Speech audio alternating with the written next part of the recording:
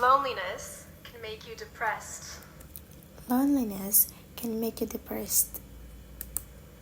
It can lead to early death, It can lead to early death, and it can make it more likely and it can make it more likely that you get Alzheimer's disease.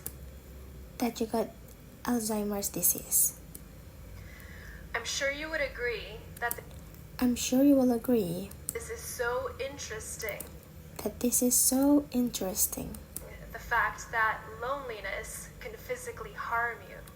The fact that loneliness can physically harm you. The problem is that more and more people are lonely today. That more and more people are lonely today. In fact, it's almost 1 in 3. In fact, it's almost 1 in 3. You'd think that with all of this social media, You think that with all of this social media, smartphones, and FaceTiming that smartphones and FaceTiming allow us to get in touch with that allow us to get in touch one another instantly, with another one instantly, that we'd feel more connected. that we'd feel more connected. But actually, the opposite is true. But actually, the opposite is true.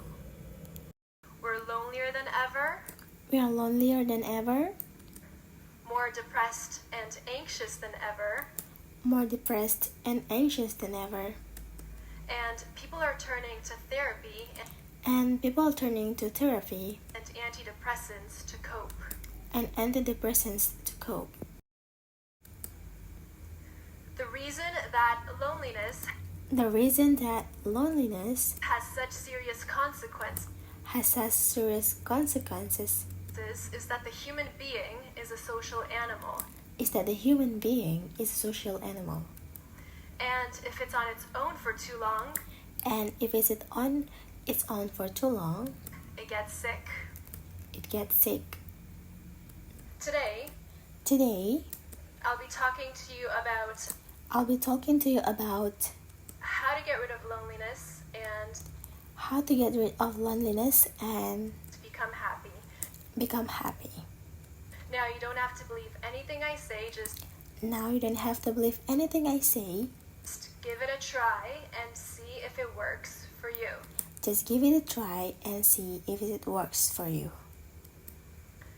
So, I'm a researcher at the University of Cambridge, So, I'm a researcher at the University of Cambridge studying anxiety and depression. studying anxiety and depression. And whenever I tell people what I do, And whenever I tell people what I do, many times they many times point to themselves and say, "You've got a case study right here." they point to themselves and say, "You've got a case study right here."